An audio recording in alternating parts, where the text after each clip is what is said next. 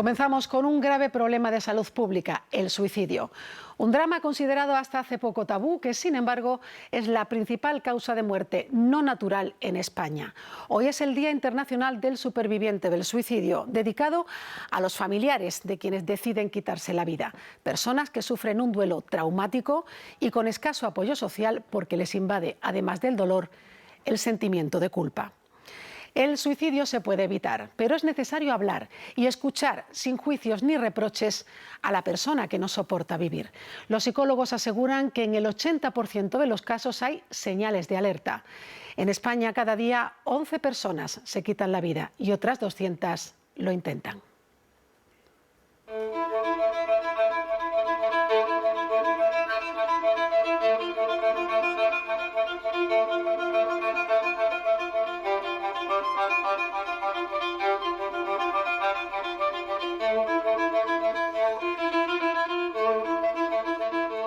Morir por suicidio es un grito, el mayor grito desesperado de quiero vivir.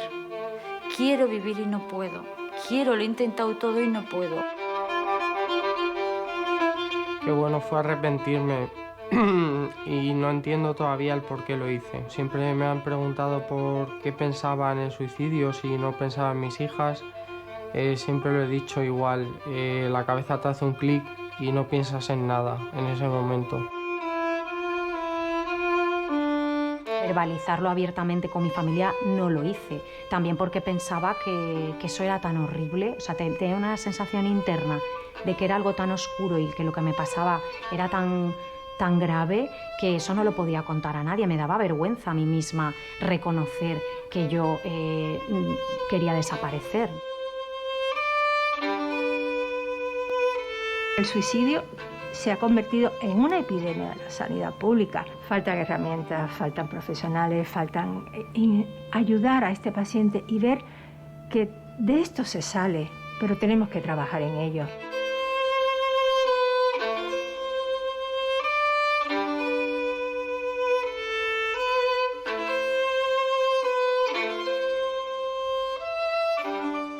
Del suicidio no se habla. Los problemas que no se hablan, los problemas que no se ven, no se pueden resolver. Y ese es probablemente el mayor problema que tengamos ahora mismo. Hemos vivido siempre de espaldas a un problema que se lleva la vida de 11 personas al cabo del día. En España son casi 4.000 personas al año, más todos los intentos que podríamos calcular unos 70, 80.000 al cabo del año, más todas las personas que puedan tener una ideación suicida en España, que pueden ser 2, 3 millones. ¿Cómo te sientes ahora, Jonathan? Ahora mismo estupendo, saliendo del bache, pero estupendo. ¿Salir del suicidio se puede? Salir del suicidio se puede. Lo que pasa es que también puedes tener recaídas, lógicamente. Yo no estoy recuperado al 100%. Venir aquí al centro de día me ayuda muchísimo, muchísimo. O sea, me da vida. Mis hijas me dan vida, mi mujer me da vida, mis amigos me dan vida. Miedo tachado, buena pregunta. Esto para mí, me lo he tatuado hace poco además, significa que yo he tenido mucho miedo, pero que quiero tachar el miedo, quiero romper el miedo. Pero es verdad que tienes que tener miedo a perder la vida.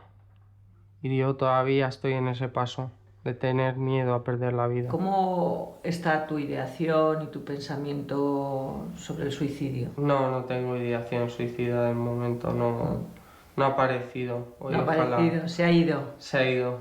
Por eso ha vuelto la esperanza, ¿no? Por eso ha vuelto la esperanza, porque se ha ido. Sí. Cuando llegan a ese punto de sus vidas se sienten que no tienen ninguna fortaleza, que ya no sirven para nada, que la familia estaría mejor sin ellos, ese tipo de cosas que te hace crear y entrar en ese túnel, ¿no? De donde no encuentran esa salida.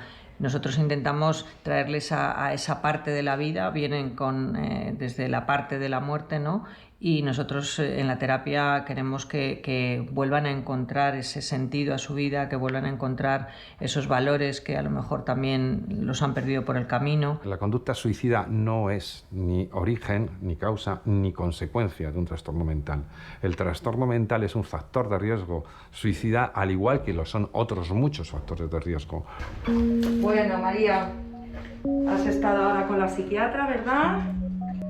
Bueno, Te voy a derivar con los datos que tú me des al equipo de psicología.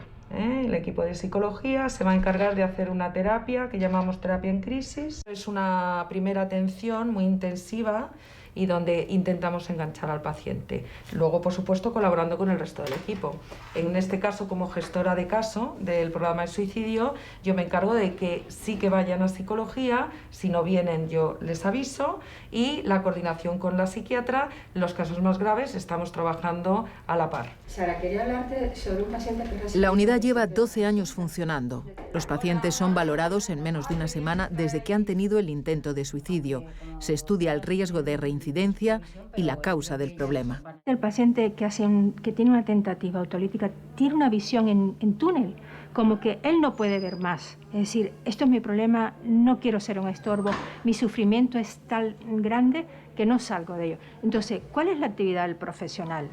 Dar otras posibilidades, enseñar que su vida, que su riesgo vital se puede mejorar y que la única forma de mejorar es seguir el tratamiento, venir al programa, no ausentarse, que eso es algo que nos preocupa mucho, que a veces los pacientes hacen una tentativa y no vienen. Entonces, aquí vemos las alertas. Además del seguimiento exhaustivo al paciente a partir de llamadas y entrevistas presenciales, la unidad ha desarrollado una aplicación que está en fase de estudio que les ayuda a prevenir nuevas tentativas de suicidio.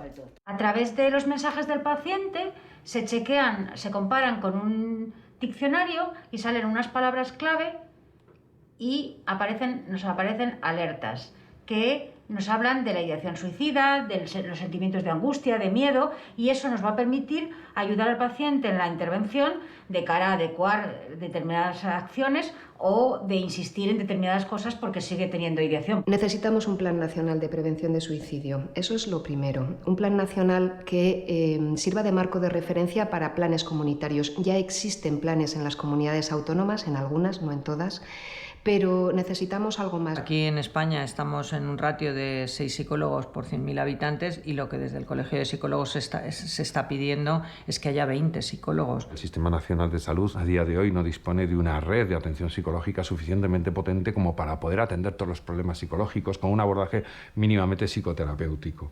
Por eso que hay mucha de esa demanda que está siendo atendida en los circuitos privados.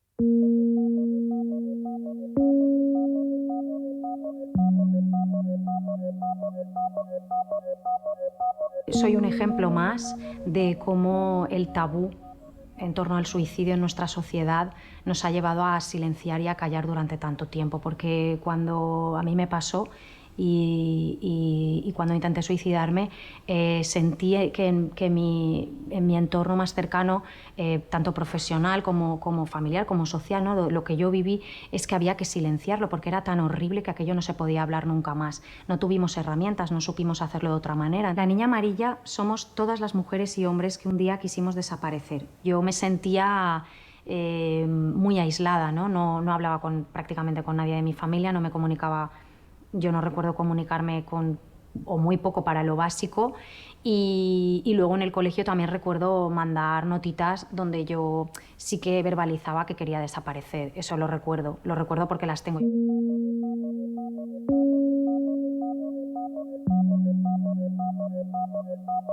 Pensar que una persona, por verbalizar o transmitir de alguna manera que se quiere quitar la vida, no lo va a hacer, es un mito absolutamente. La realidad es que esa persona está pidiendo ayuda y es la única manera que encuentra en ese momento, y siempre hay que escuchar, siempre hay que validar que esa persona está sufriendo y pues ofrecerle un espacio para hablar, un espacio para comunicarse abiertamente sobre lo que sea que le esté haciendo sentirse de esa manera y ofrecerle un acompañamiento.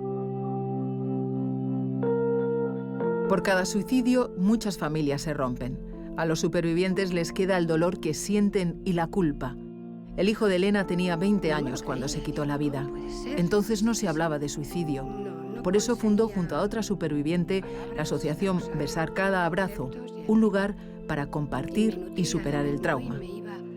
Yo hubiera puesto la mano no una, sino 1000 veces que de esto no se salía, porque era un infierno absolutamente aterrador y cada vez más, ¿no? Entonces, sí, ese mensaje nos gusta dar, ¿no? De que lo vas a pasar muy mal, va a ser un infierno, pero hay luz y aquí estamos, no yo, estamos las personas de la asociación y en esta, como en otras en toda España, ¿no? Que estamos saliendo adelante y podemos decir que vivimos con serenidad, ¿no? En esta tragedia tan honda. ¿Cómo es para vosotros estar viviendo un proceso de duelo por suicidio? Cuando se suicidó mi hija fue un momento de impacto, de incertidumbre, de no entender nada, de vergüenza, de un montón de sensaciones y sobre todo no sabía ni dónde estaba, ni no entendía cómo me podía haber pasado a mí, cómo podía haberle pasado a mi hija. Pero ella se fue porque no podía soportar el sufrimiento que llevaba encima. Y eso cuesta entender. En el ideario común está esta idea de que el suicidio es algo lejano, ¿no? Que no nos va a pasar y que solo sucede en familias desestructuradas o con ciertos perfiles, ¿no? Y nada más lejos de la realidad. Mi hijo, aparte de suicidio, murió por silencio, ¿no? Por el suyo y por el de la sociedad. Es duro porque tú crees que es feliz, que lleva una vida de adolescente normal y corriente y de repente te viene esto y es una debacle, vamos. Para mí Besarkada es el abrirte la puerta, el encender la luz, porque lo primero te das de cuenta de que no estás solo. Desde un punto de vista emocional, la culpa nos atrapa y sigue quedando ese sentimiento de no hice lo suficiente, ¿no? Yo lo intenté, pero no acerté. Y eso se me queda, no acerté.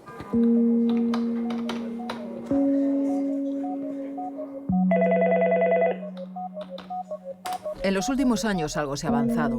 Desde mayo está activado el teléfono gratuito 024, dependiente del Ministerio de Sanidad.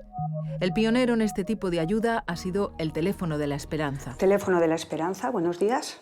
Sí, claro, que te podemos escuchar, sí.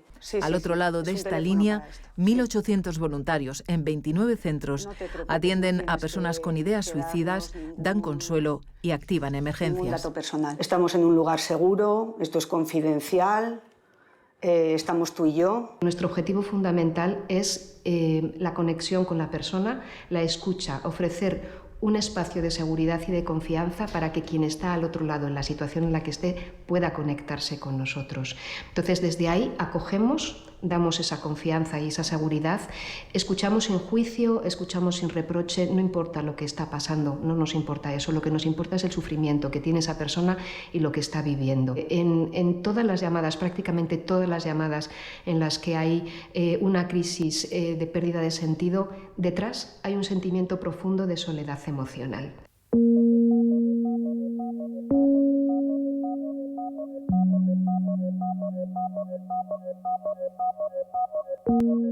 Mi pareja se quitó la vida de una forma muy inesperada. Fue el final de una separación que fue muy difícil. Empecé por no reconocerme a mí misma, pérdida de personalidad absoluta. No podía contactar con las personas que quería porque estaba totalmente bloqueada. A partir del momento en que acepté la pena y lloré y viví el duelo realmente, lo sentí, he entrado en un momento como de transformación, de decir, bueno, si yo no pude salvarlo, pues haz lo que puedas por la gente que tienes a tu lado. Qué mensaje tan importante. Además, sobre todo esto, ¿no? Teniendo en cuenta que el proceso de duelo por suicidio es un proceso largo. Yo creo que es imposible describirlo. Te quedas en un estado de shock total. El por qué no lo he visto, famoso por qué no lo he visto. Yo sentía como éramos uno, mi mujer y yo, pues se me fue, pues a mí me han dejado, me han arrancado el alma y estoy en ese vacío tremendo que me imagino que poco a poco iré sintiendo un poquito más. Bueno, ahora también, bueno, mis hijos están ahí, son maravillosos, es lo que me dejó mi mujer entonces. Cuesta mucho levantarte, cuesta mucho todo, pero que se sale adelante pidiendo ayuda y apoyándote en otras personas, pues se sale y aprendes a vivir de otra manera, pero aprendes. Entonces eso...